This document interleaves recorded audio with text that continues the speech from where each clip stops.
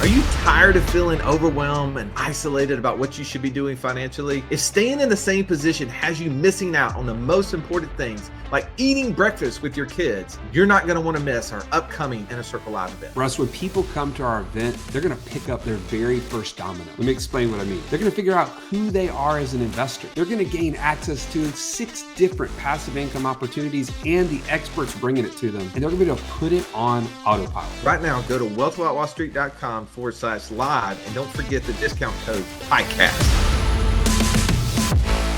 Welcome into the Financial Freedom Roundtable, where each week we break down complex financial topics so that you can more easily understand them and, more importantly, take action on your path to becoming financially free. This is your first time joining us. Welcome. Grateful to have you in the room. I'm Russ Morgan. They call me the idea guy, mostly because Black Up Fall Through guy just did sound so cool to me. But enough about me for a moment. Let me introduce you to my co-host, my partner. He's Italian Stallion. He's got the license plate cover to prove it. Mr. Joey Murray. Stallion, good afternoon. What's up, my friend? Do you know what an idiom is?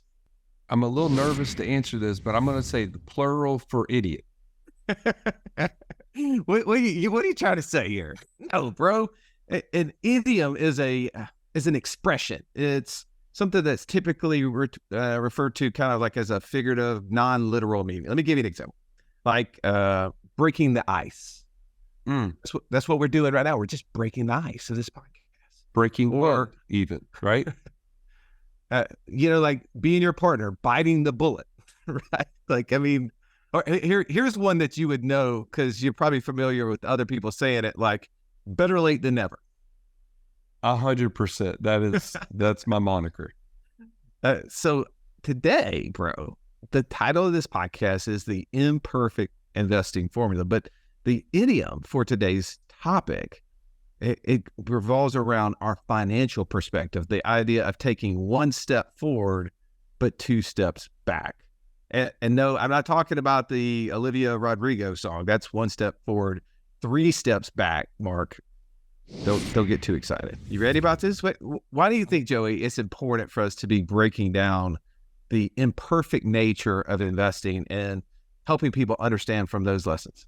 I think if you're going to have a community around this topic of passive income investing, creating financial freedom, if you don't cover this topic, you're doing a great disservice to the rest of the people in the room, because we all have had setbacks. We all have had things that we've invested in that didn't go well. Now, the people that you know that are really amazing investors all have these same issues, but they just don't always talk about it. They always don't bring it to the forefront. It's not sexy to hear how you failed. They always want to talk about their successes. But at the end of the day, if you don't know that this is a part of your journey and you experience it, it can take you out of the game. It can derail you to the point where you just give up. And that's exactly what we don't want to have happen within our own community here at Wealth Without Wall Street. I love that. There's so many lessons to be learned, right? From both successes and the ones that don't go well, right? Those are the lessons that really help propel us going forward. But let's bring in our dream team, man. We got the dream team of financial coaches. To my left, I got a true financial Sherlock Holmes of our day. No problem too difficult to solve. If I had just known him earlier, I'd be so much richer, said everybody. Mr. Downtown Ernie Brown. Let's see, Man, it is good to be seen. Thanks for having me back. Yeah, man. Why do you believe today's topic is so important to be covering? Well, as I was thinking about it, I remembered last week I had this little thing called a cold. At least I think it was a cold. But I was sick. And leading up to that time, got through the big move, joined a new gym, excited to get back on that vigor program. Right, Russ? Let's keep improving the health. But I had a little setback. I got a cold, took my energy away. And it just made me think everybody gets sick every once in a while. And if you're serious about your health, you'll have that temporary setback, but that's what it is. It's just a temporary setback. And so I think today's conversation is going to shed some light on the temporary nature of these things. And we can look to the other side. I'm sore today. I'm well, and I'm sore today. We're back on track. I'm glad you are well. Good to see you back. Let's get around the corner to the retiree of the group. Mr. Catch Me If You Can, when he's not killing bears with his bare hands or spear diving for tuna. He's dropping gold nuggets right here. The one and only Mr. Mark Haraguchi. Welcome, Mark. Oh, good afternoon. When I was thinking about this all from yesterday to today, there was one thing that came up in my mind, and I don't mean to ruffle any feathers, and the pun will be intended. But if we're talking about an imperfect investing formula, I was thinking of the Atlanta Falcons and how they had the perfect formula going into the Super Bowl, and they executed to a T right up until halftime. But then the formula changed coming into halftime. And Robert Kiyosaki is fond of saying, investors aren't afraid to lose because they go in with calculated risk. And if you play the prevent defense, you're more than likely to either lose or never get ahead. And from my unsophisticated football view, that's what happened in that game, was a shift in the focus of, rather than trying to win, it was trying not to lose what they had accumulated. Yeah, the Falcons are not afraid to lose. Ernie's probably familiar with this, being that he grew up right outside of Atlanta. There's a saying around Atlanta is "Go Braves" and take the Falcons with you, right? So the Falcons definitely are the Thrashers took that advice some years ago. And Mark, man, I can't believe you're bringing that up again. All right, come on. Let's get around the table. We got one more coach to bring in, the Piano Man. We're all in the mood for passive income. You have a C in the light, Mr. Matthew Hammond. Welcome back, Matthew. Oh, it's good to be back, Russ. Talking about teams that are not afraid to lose. Unfortunately, my Clemson Tigers are in that list as well this year. So, I'm still trying to recover from that Clemson Florida State game. But talk to us about the imperfect investing formula. Why do you believe this is important for us to cover today? Well, I mean, if you're going to perfect a formula, you have to go through imperfect formulas to get to that perfection.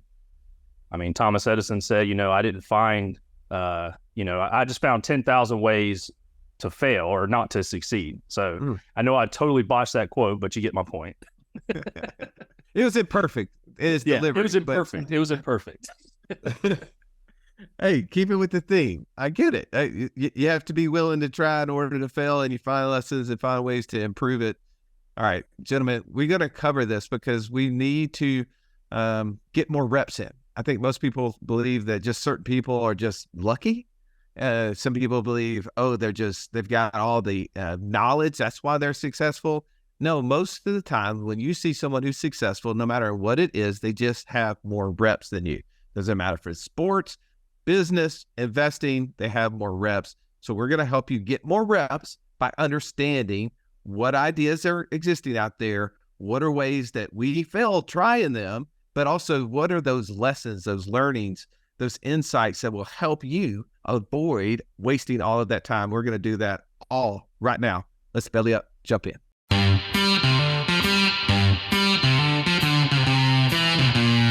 Welcome to the Wealth Without Wall Street podcast, your guide to understanding how to get out of the Wall Street rat race and start your own mailbox money lifestyle. Now, don't let these handsome Southern draws fool you. These financial minds are teaching our country to enhance savings, increase cash flow, and create passive income, all without the help of Wall Street. Are you ready to break through? Now here are your hosts, Russ Morgan and Joey Murray. All right, gentlemen, I need you to jump in and help me understand what is the greatest idea that you tried that didn't work, that just failed. And I don't mean just failed, I mean went down in flames. I want to know multiple things about why it failed. So first, why did you try it? What did you do and why did you try it? And then what went wrong and what kept going wrong that you didn't see, that you should have saw, that maybe you should have done differently, whatever those things are. Because I think the person listening, when they hear these ideas, they need to know all the little pieces to it. Because the reality is that the idea that you failed in, someone else probably had success in or could have had success in. And I think the way that we give people insights and learnings around this is if they could hear that ahead of time. And then also at the end, I want us to talk a little bit about what we're doing differently now as a result of that. So, Mark, can I put you on the spot? You ready to go first? Oh, I love failing first. Let's go. All right. All right. So, what was the great idea that you tried, and why did you try it? It was a burr strategy, and I got super excited. Yeah, exactly, Joe. It was chilly. It was frosty. Yeah, it was ice cold. I got into it because I'm a numbers guy, right? The numbers looked phenomenal. It looked great. And so I thought, wow, buy, reno, rehab, refi, refurb, redo it, retry, I mean, there's so many R's in the burr that I get lost. And so that was the idea that I tried, because it seemed like it was going to be a great idea. It was a low entry point. It was going to be forced appreciation. So they had all these things that ticked off, and it was real estate. And so I was excited about that. Okay. Now, but what went wrong? How did this thing not work out? Because with all those R's, man, there had to be something in there that was a win. You should have started with a different question, which was what went right, because the answer is nothing. Everything that could go wrong did go wrong. Number one, here's a fun fact for you. I didn't know that you need to season a property before you can cash out refi it. What's that? Ask me, bro. Should have asked me. Exactly, right? If only. And so when you do this type of strategy, you're going in and you're putting down all cash on the property, and then they rehab it, and then you go and you refinance the property through a conventional lender. Well, nobody told me, and shame on me for not knowing, that at the time, and this has changed, Joey, so fun fact for everybody else out there, at the time you needed a 6-month seasoning period of that property being stable and rented before you could then do a mortgage on it. I've just learned, everyone do your own research, but that 6 months is now up to 12 months. So that strategy just got completely different again for a bunch of people. So that was my fail number one, not knowing that. But the fail number two was, thankfully, I had my own independent inspector who would go to the property and tell me, dude, what did you buy? Because this thing is derelict. And they never did any of the work. They were just churning the property, trying to get somebody new to buy it. And then they would say they would do the work, and they never did it. And the city actually got involved and put me in a lawsuit saying you have a piece of property that's condemned and it's in your name. But the thing that went right, Russell, is I found a competent lawyer in the area who not only got me out of that, but showed that there was fraud and malfeasance, and won a court case. And we did get some of our money back. So what are some of those deeper insights? You're looking back on this and you're like, man, is it find good attorneys from the beginning? Is it confirmed that all the details? Like what are some of, I mean, I heard a lot of dang it's, but looking back at that, what are some of those like lessons and insights that if I wanted to do a burr, right? Because we've had Niti and Pollock come on and share not only on the podcast, but they've also shared in some of our internal mastermind conversations, and they're winning in a big way. I mean, Joey and I just spent time with Niti up in Nashville, and they're buying more properties and having more success than ever. So clearly, the burr strategy as a whole is not bad. What are some of those insights you'd share? What I would share is know the operator, know their experience, know their depth of knowledge, and know how long have they been in that market. Because a seasoned operator in one area does not make a qualified operator in a different area, because you've got different crews, different rules, different zoning, different, accessibility. And that was part of the challenge with this company. Was in their previous location, they apparently had a reasonably good reputation, but in this other area, they were brand new, and it just turned into a boondoggle. Got it. Okay. I'm gonna come back to you in a second. I want to talk about something that you're doing now that you can give value to. But let me move around here to Ern. Ern, you willing to go second for me? Yeah, let's do it. All right. So, what was the great idea that you acted on, and why? Yeah. Well, a couple years ago, said, I want to invest. I want to be a long-term rental guy, and I found a property. It was a triplex, and I thought, wow, I can get 3 doors in one roof and one mortgage. I thought that's going to be really efficient. That's going to be really effective. And so I jumped on that deal. Tell me It sounded good. 3 doors instead of 1. Everybody says, oh man, there's efficiency and having, only one roof, not having all the different things. You have the ability for having all these people together versus having 3 separate units. What went wrong? Well, it was a good idea, but in 2 to 3 months, I can't remember exactly when, but immediately, I got a message. I got a voicemail from the property management group, not an email, a voicemail that said, hey, I need you to call me. And they said, we had tons of rain and we have a tenant who said we got water in their unit. And so we took the liberty of going and get a quote on this foundation repair, and it's going to be $10,000. Oh, that's nice. Yeah, that's awesome. And so I was super happy to get that news, went and shared that with Caroline, and she was even more excited to get that news. She said, we're never investing again. That's probably true. And so that happened. And so as I look at that, I thought, wow, not only am I going to have to spend this money, we just put north of $80,000 to get into this thing, but immediately about to have to put another $10,000 in a way that's not going to increase rent, right? This isn't improving that property. This is maintaining that property immediately. And therefore, I'm looking at a year before this thing becomes profitable for me. And I was pretty discouraged. Yeah. Well, give us some insights around that, man. What's a lesson now looking back on that another potential investor, maybe someone who is doing the first or second deal similar to what you were doing at the time, what's a lesson, insight that they can glean from this? Yeah, I'm joking, but don't buy properties that leak water. But what I learned, and I just kind of worked my way through this, so that I said, okay, this is the situation. That's okay. I didn't put all of my money into this deal, so we could pay for this if we needed to. I said, well, I'm not just going to accept that this property management group is acting in my best interest. I think that they are, but I'm not just going to blindly follow that. Here's what happened, and here's your quote. Pay for this, and let's move on. I'm not going to take that.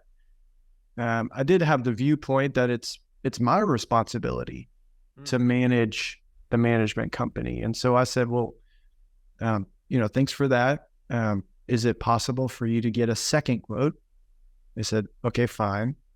And in the meantime, I took the first quote and called a friend, so a neutral third party.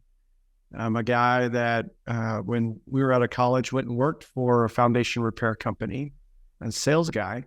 I said, hey, here's what they're thinking about doing. Does this repair seem like, is this normal? Like, does this scope of work seem appropriate? And is this price point correct? And he said it was, by the way. He said, this seems about right. But what I learned is we went and got that second group of contractors out there, and they said, well, actually, we don't see any evidence of continual leaking. We had really an unprecedented kind of storm. And also we found that this repair has already been done to this property. Well, which, by the way, was in the inspection. So shame on me for not pointing that out immediately. And so the second crew said, hey, we don't need to do this repair. This property is fine. If this happens again, maybe we'll look at it. And maybe you should go back to the group and see if you can find out who did the foundation repair in the first place and see if there's a warranty on that. So dodged a bullet. From this point forward, Russ. From this point forward, I'm calling Ern. Hey, Ern, I got this issue with my air conditioner. Yeah, it's the third time. Yeah, same air conditioner. I've only been here. That's right, 6 years. It shouldn't have happened again. I shouldn't write the check. I should ask the people to get a second. Oh man, there's just so much wisdom in that, right? Like, don't taking things at face value. Dig it a little bit deeper. How about you, Stallion? What was your big idea? What was the thing that you took off on, and why was it such a big idea for you? Why did you want to do it? Well, Russ, I haven't always been the Italian stallion. I don't know if you know. At one point, I was into unicorns, 100 unicorns to be exact.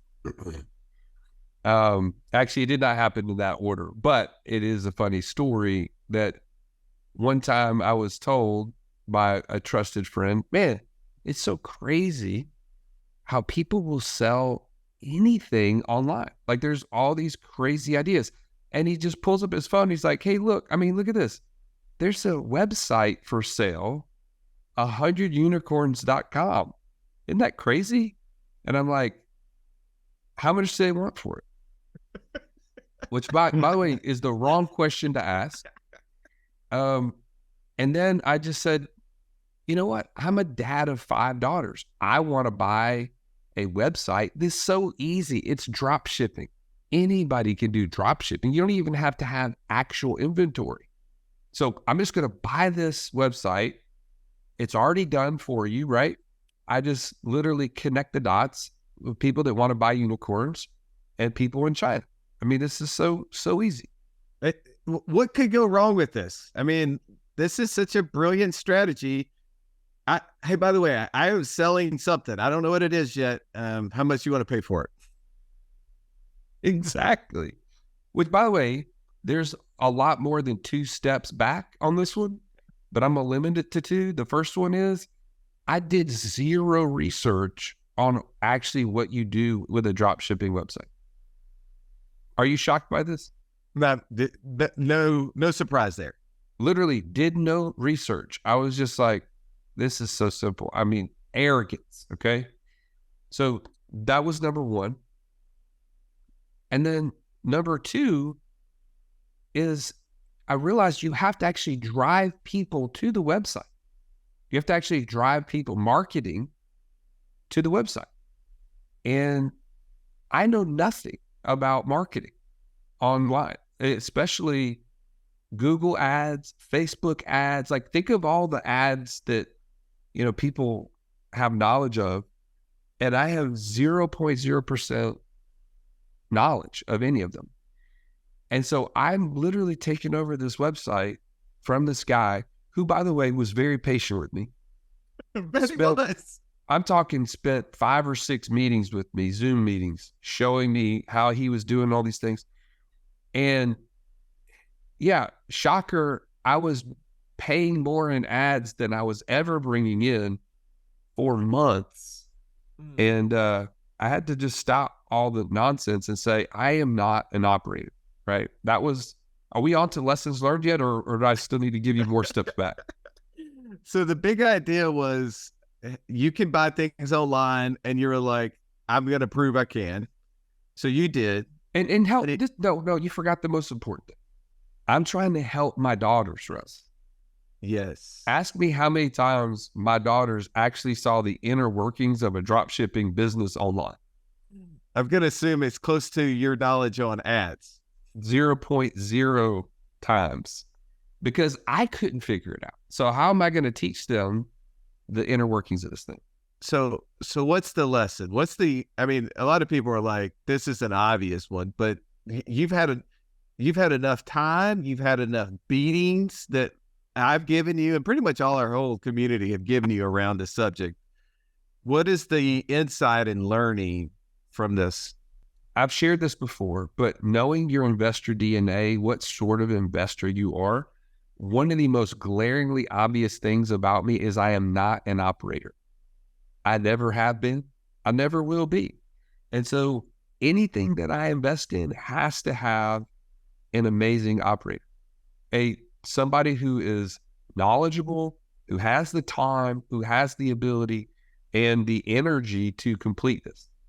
I have now, Russ, and I'm putting it out there. Okay. I have identified and partnered with the best person I know who is going to operate 100 unicorns and get actual products on Amazon for me. So we're going from drop shipping to Amazon.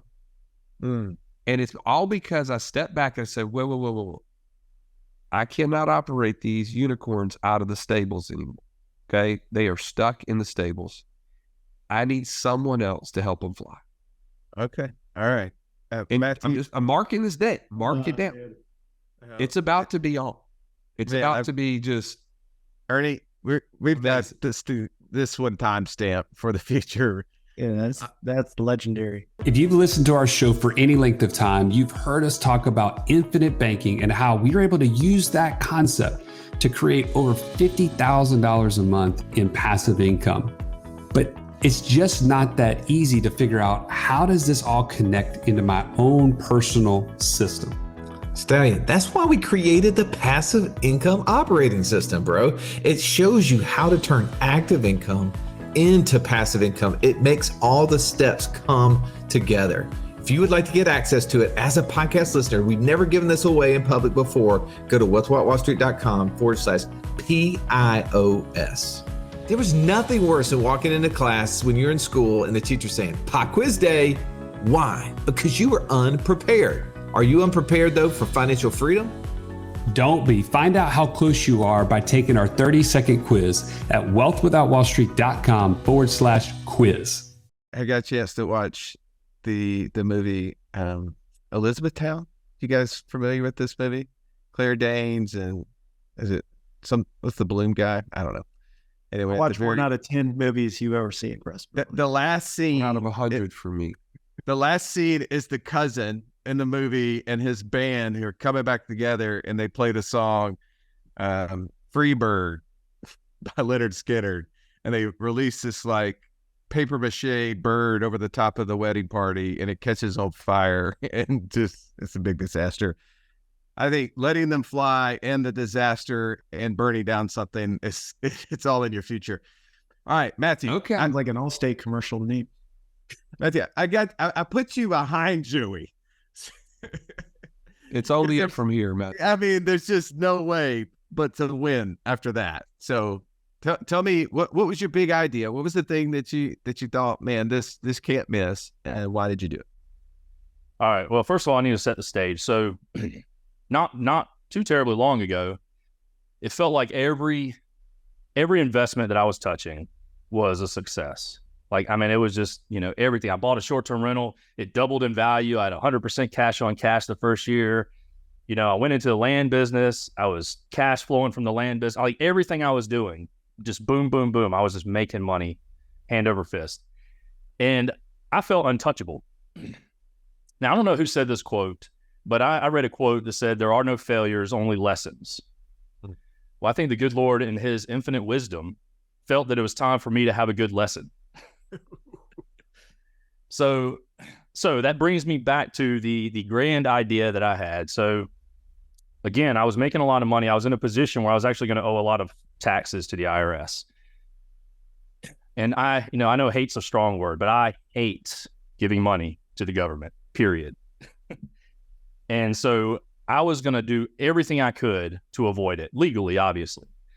But and I was searching, and it was like the clouds parted, an investment came out of the sky that not only touted amazing tax benefits, I could actually wipe out my entire tax liability for the year, but it also had amazing returns as well. And so, I mean, my prayers were answered. After talking with other people, who are considering the same investment, and I actually did do a little due diligence on my own, which consisted of me just finding the dotted line on the investor agreement to sign. I pretty much just jumped right at the opportunity because it literally was the answer to all of my perceived problems at the time. So it's a big opportunity. You got tax benefits, you got cash flow, and man, God is blessing everything. Here's just another opportunity. But I feel a big but in this thing. Capital B-U-T, but it couldn't have crashed and burned any worse. I mean, not only was the investment a failure, it was a fraud. It was a literal fraud. And so my entire investment was lost, at least at the moment. Hopefully I will retain some of those funds later in the future. But as of right now, it's a total loss. Ooh. What went wrong? What's the big problem? Well, I will tell you the failure is on me. My first mistake was I let the tax tail wag the dog. I was looking at all these taxes that I was going to owe, and that was my 100% focus. I was already making money from these other investments, so now I just want to pocket more money by not giving extra money to the government. And so I let the tax tail wag the dog. which basically led to my second mistake, which obviously I did not do enough due diligence. And, and I invested in this opportunity, which one, I did not understand fully. And two, I was really blinded by the perceived benefits that it was touting, without really considering the red flags that in retrospect were really shining through on the present, on the investment. All right. So let's talk about some of those insights and lessons, because we've talked about this before, that Ponzi schemes, unfortunately, are way more common than we're led to believe, right? I think there's a website out there, and I forget, it's like ponzitracker.com or something like that. And it's like 60 to 90 every single year, and fairly large numbers. So these are way more common.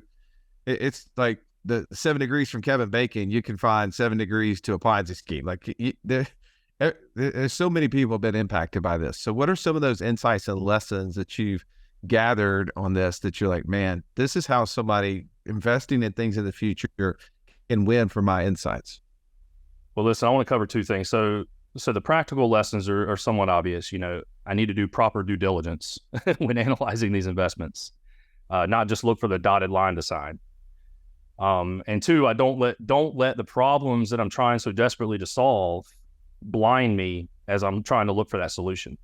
Now, those are the practical insights. Now, frankly, the biggest lesson I learned from this was it was purely psychological. Now, I'm gonna get vulnerable here for a minute. I'm gonna pretend like I'm not on a podcast with thousands of people listening. But I would love to sit here, or stand here in my case right now, and tell you that this it didn't faze me, and I was able to get right back on the horse with the next investment opportunity that came my way. But frankly, I'm not going to lie, especially to the thousands of people that are listening. This absolutely killed my confidence. For a long time. I was so gun shy at every opportunity that came my way. I literally put a halt on investing altogether for a while. But after a lot of prayer, and awesome talks with my wife, I will tell you, my wife was a true blessing, because not only is she an entrepreneur, but she actually went through not a Ponzi scheme, but she actually went through a similar failure in the past with her investing, and lost a lot of money, which was, a horrible situation for her, but a huge benefit for me, because at least she's already experienced it, and I wasn't her first experience with the failure. But I came to a realization that either I'm going to own my mistakes, or I'm going to let my mistakes own me. And so that was really the push that I needed to get back in the game. No, that's good. And here's a great lesson for us all, is that when people around us are doing deals, it's to ask them what went right and what went wrong. And looking back on it, what are those insights and lessons from it? And the more curious we are about opportunities, the more ways that we see things happening, the more reps we get, whether they're actual reps doing them, or us like doing reps through other people that way. We were on a call yesterday, Joey, and I remember the person we were interviewing, they were talking about having someone else who was investing, and then going to them every like 2 or 3 months and saying, hey, how's that deal working? Tell me about how that deal is working. And every 2 or 3 months, they go back and gain insight and use that to gain confidence and gain information, right? That's right. Yep. All right. I'm going to share one with you here. So this is, many of you have heard us interview both Ryan Bly and Maddie J on our podcast and talk a little bit about Turo. And I think that I had, like you, Joey, this idea that I wanted to start a business with my kids that would give them insights around how to run a business and also how to make investing fun, right? Like, who doesn't like cars? I thought, hey, we can get these cars and we can use them too, right? Like, have liabilities on wheels become assets doing deals or something like that. I can't say it nearly as good as Maddie J said, but that was like exciting to me. I was like, I want to. I'm gonna encourage you not to try that in the future, Russ. Like, let's leave that to Maddie J. Okay, all right. I'm not as good at rhyming, but I'm thinking, like, who doesn't want to drive nicer cars? Who doesn't want to have those cars paid for? And when you have an 18-year-old, and I had one that was about to be 16, I thought I'm going to have to buy more cars anyway to be able to handle that. I've got a 13-year-old behind it. Here's an opportunity here. And so here's some of the things that didn't go well, right? Like, so the idea was great. I've seen others have a lot of success in this area. But one of the things that I didn't understand and was there's limitation, Mark, as you were talking about before, like you didn't know that you had to have the loan season. For me, I didn't realize there's limitations for you to be able to rent the car to yourself personally unless you had at least 5 of these cars. And yeah, I only had one at the time. And then I bought a second one. That was the second mistake because I didn't understand the limitations around the insurance when I had the first one. And so I was fouling it up. I was driving it, not knowing that I had actually 300 miles per month total that I could drive it when it was not rented. Meaning that had I wrecked it on the trip down to the lake and back, hauling some lake gear because it was a pickup truck, I would have been well over my 300-mile limit, and none of it had been covered. And if I would have hit someone else, wouldn't have been covered. My personal insurance wouldn't have covered that. It would have excluded it. So I was literally driving a liability around to myself and everything that I had built because I didn't realize the limitations on the insurance part. That was a huge, huge issue. Secondly, I buy this second car thinking, oh, this is going to be the car hack for my daughter. I'm going to give her car to the soon to be 16-year-old. I'll let her drive the nicer one, but I'm going to let the rental pay for it because I got like this convertible, right? Like what girl doesn't want a convertible sports car? It's pretty, it's nice. And I thought, hey, that's probably a weekend or two, I'll drive that thing. Well, then I end up finding out, no, you can't rent it to yourself unless you have 5 of these. And another lesson, Joey, I learned is that if you try to go back and sell a car immediately a week later, you've heard the saying that it immediately depreciates as you drive it off the lot. 100%. It was worth $7,000 less, and I had less than 100 miles on it. Ouch. And I'm like, how is that possible? It's the same car. They're like, yeah, but now it has 2 owners instead of 1. And two owners versus 1 reduces its value significantly. And I'm like, I didn't know that. I mean, like, oh man, what an idiot.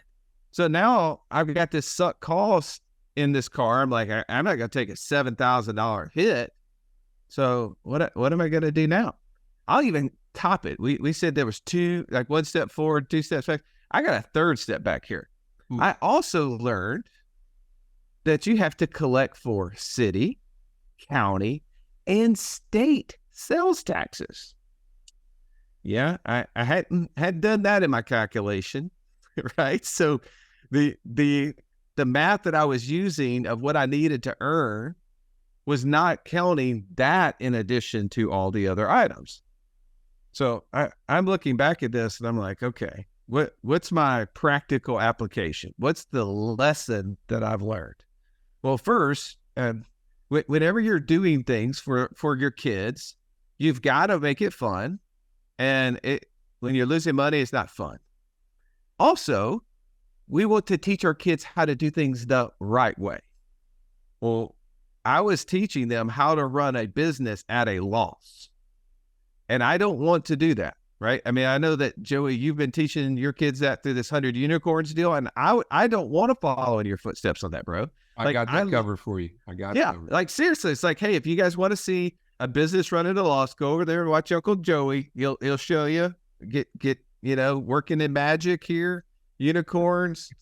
Hey Joey, I'm gonna go on that website and order a unicorn right now, just to try to counteract. Thank you. The Morgans don't believe in that stuff. We don't believe in unicorns. Losing money, magic, unicorns, any of that stuff. This just isn't. This isn't it. So I'm like, I've got to ask the right questions. But the practical application for me, in all seriousness, is like really get clear on what you want. We say that a lot. But like if you go through this, and I would have said, yeah, I want to teach them a business. but I also want them to car hack. Like that was like, if I had the two things, that would have been it. Like making money was not the thing. I want to learn a business and I want to be able to car hack. And so then in order to understand how to car hack, I would have had to ask those questions, and somebody with expertise could have told me, by the way, Russ, you're going to need 5 of these to car hack. And I'm going to be like, yeah, I'm not going to do 5. And so that would have ended it from the very beginning. I think just knowing what you want and getting so clear on the front end of what you want before you do it allows you to ask great questions. All right, Mark, we got to wrap this podcast up. We've covered what you did. You did the BRRRR, right? And all the lessons that you learned. But now let's wrap it up, put a nice bow on it. Talk about now what? Now what is, you've got to keep moving forward. I mean, if I would have let that one failure in that investment strategy, if I would have let that failure cloud everything that I did going forward, I wouldn't be sitting here right now. So what I took, the takeaway is, number one, understand what I'm getting into, understand the people that I'm getting into partnership with, and then be ready to learn, because even if it works out perfect, I mean, out of all of us here, the only person who didn't pull a unicorn card was Ernie, because Ernie turned his unicorn card into a real card and was able to navigate through that. And so that to me is, it's a mindset thing of, you've got to be ready to fail, because if you're not failing, you're not learning. But obviously sometimes I'd rather skip the learning process and just get to the win. All right, Ernie, now what? Well, after that experience, I decided to start a foundation repair company. No, just kidding. I was kidding. But I'm sure you've had this experience. Someone comes up to you and says, hey, I got good news and bad news. Right? We know that experience. And I think as investors, I think we get excited about, I got some good news, right? But I think we kind of push off. We get the scenario where it's like, hey, I got some good news, but in 6 months, I'm going to have some bad news for you. You're like, I'll take it, right? But the thing that this experience solidified for me is there's going to be bad news, right? And I would rather take I've got good news and bad news and know what that is than not know what the bad news is in coming months. So just as a real estate investor, I did just stop, still have that property, add another property. Also pivoted, create a land business, right? There's no foundation repair in the land business, no risk of that. But I'm a better investor for having that experience, keep cash in reserve, and look, where is the bad news in here, and how can I be on top of that? So that's what I'm doing now. So good. Matthew, now what? So one thing I learned from this investment, and honestly, even if it had been a successful investment, I would have still learned this lesson, that I'm not a big fan of investments that take the control out of my hands.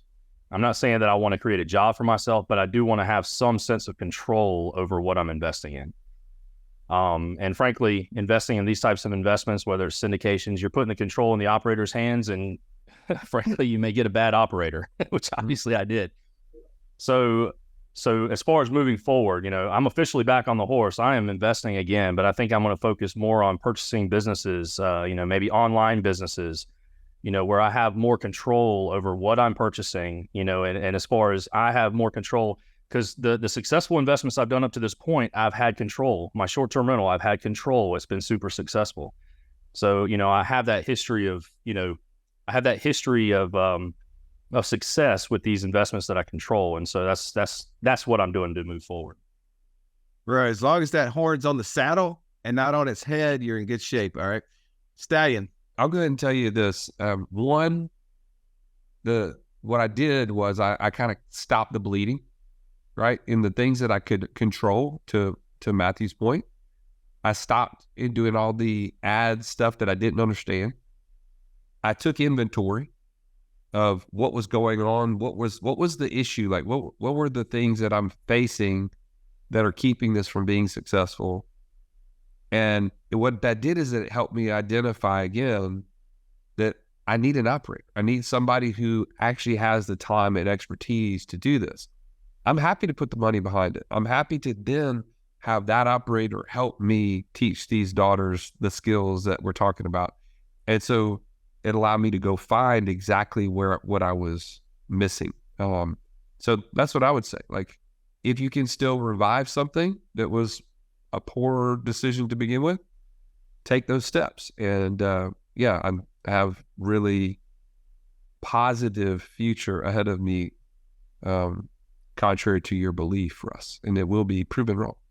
Hey man, I'm rooting for you. I mean, I sort of am not, but really, it makes our podcast way more interesting when I get to keep making fun of you. But I guess you could have it be interesting the opposite way. But I mean, like, let me show you how I made up for this thing. When I rub it in your face, yes. Exactly. And we're all rooting for you, bro. Unicorns and all.